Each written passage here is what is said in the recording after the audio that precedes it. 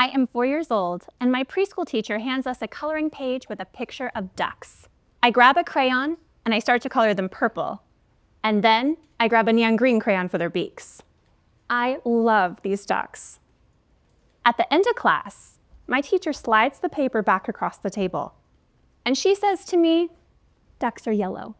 No gold star today." So the next day, when she hands us a coloring page with a picture of trees, this time I watch the other kids before I grab my crayons. They choose green crayons and brown crayons. They color inside the lines. So I copy them. At the end of the day, my teacher puts a gold star on my page, and I still remember the feeling that moved through my body. It felt like love. I never make the ducks purple again. Here's what I've come to believe about that moment and about 1,000 moments like it. They did not make us small. They made us successful. Because coloring inside the lines works. We become the person who knows the answer, the one who can be counted on, the one who does not make things purple. We build a life that earns a lot of gold stars. But there can be this strange, disorienting distance between the life we are living and the person who is living it. We are drawing inside the lines of a picture we did not draw. But nothing is wrong. There is no disaster. I had a good job, a great husband, a baby boy I loved with all my heart. Nobody was looking at my life thinking, wow, she should really blow this thing up, including me. But when those gold stars don't feel like love anymore, what should we do? Well, I can tell you what I did when I first started feeling that way. Nothing. I mean, why should I do anything? I was deeply grateful for my life, which made this discomfort even harder to understand. But when I couldn't sit with that anymore, I went to the opposite extreme and I blew up my life. I quit my job. I pulled my baby out of daycare. I started a business. We moved. I did keep the same husband, but that was close. When that feeling came back again, I went in the other direction, which looked like more discipline, more gratitude, more efficiency. At one time, during all this, I became convinced the solution was 75 straight days of outdoor workouts in a freezing Idaho winter. Because apparently, nothing says inner peace like burpees in a snowstorm. That didn't work either. The more I tried to figure out what was going on with me, the more I started to realize that things causing me the most distress were surprisingly small. For instance, one time I was putting together this client proposal, and I just struggled to send it. But I really needed to. I had quit that corporate job, abandoned the steady paycheck in order to spend more time with my son, but I was hustling so hard to get the business off the ground that many days I had less time with him than before. One time I remember being on a potential client call, and I started to hear these noises coming from the bathroom, and I peeked in just in time to see my toddler taking his race cars and just putting them in the toilet and trying to flush them down, but they wouldn't go. So he just kept flushing and flushing.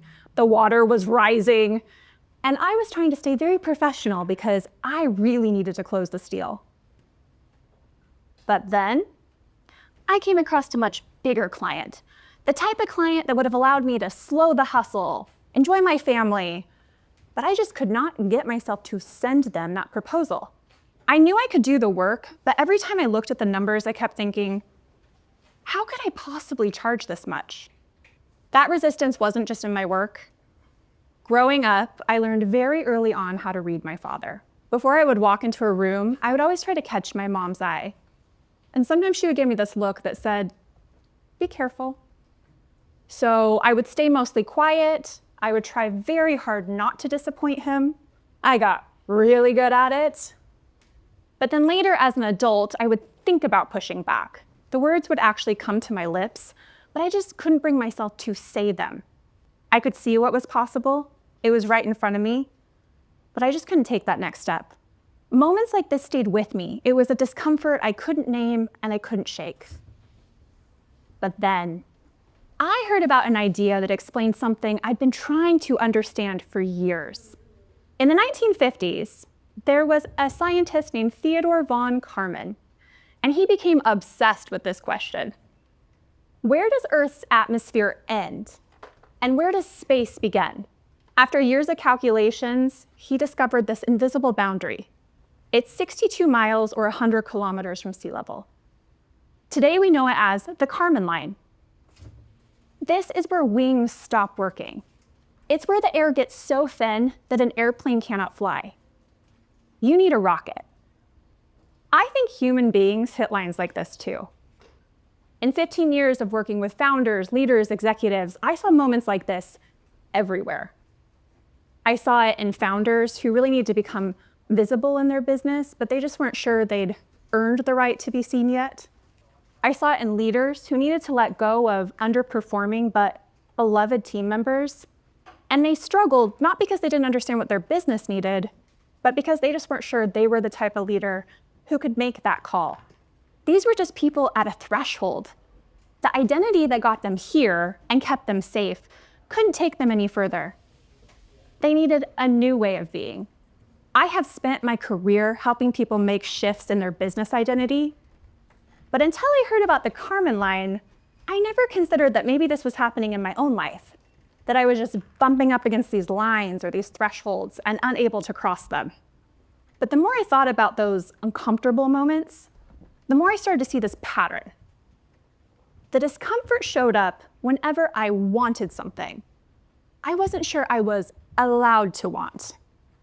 I have gotten very good at knowing what other people need, which looks a lot like people-pleasing, overperforming, staying quiet, making myself endlessly useful, strategies that genuinely help me build my life. But eventually they started costing me way too much. And the more I got close to those lines and turned back, the more uncomfortable I became.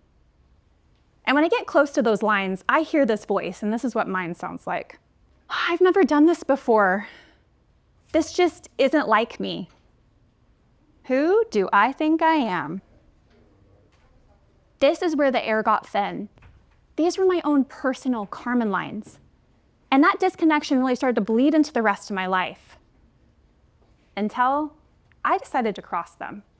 So one day, I open up my laptop and I finish that client proposal and I type in a number that is so high, it makes my face go hot. But if I'm honest, the fear is not about the money. The fear is about what charging more means. Will people think I'm too much, too ambitious, too full of myself? My finger hovers over that send button long enough for me to imagine every possible version of a smaller, safer life. And I could just stick with that.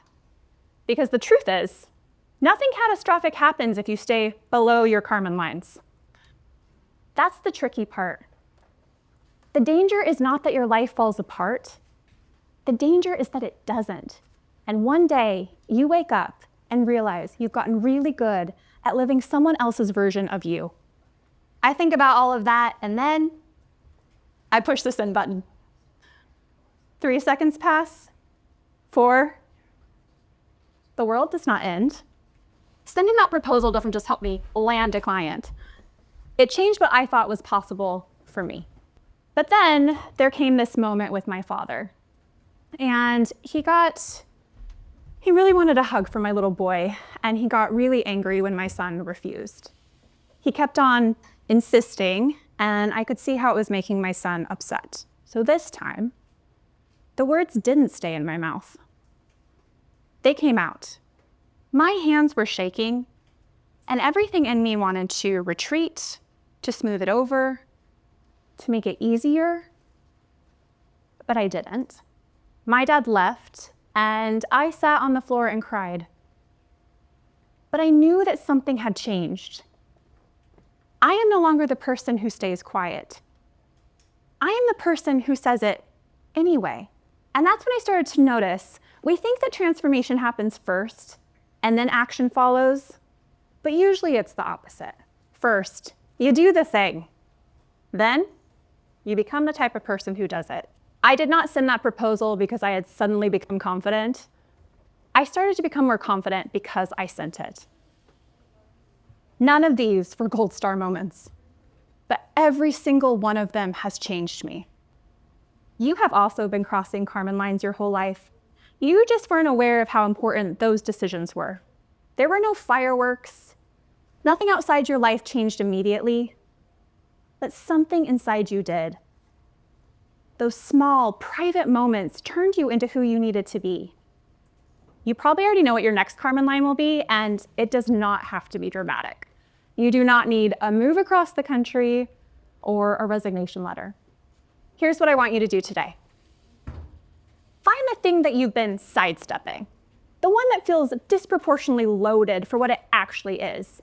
It's the conversation you've been rehearsing but not having, that email sitting in your drafts, the proposal you keep adjusting downward, the decision you're waiting to feel ready to make. You know you can actually do it. Action itself is not the challenge, but something is holding you back. And when you find that resistance, I want you to ask yourself, if this works, will my life be better? If the answer is no, or even I'm not sure, then that might just be your gut telling you to take a step back and reassess. That's okay. But if the answer is yes, then that resistance is a Kármán line. So don't fight it, don't run away from it, just get really curious about it instead. And when it's time, you can decide you can act on it. I hope that you always remember you do not have to keep coloring inside the lines of a picture you did not draw. Make the ducks purple. Thank you.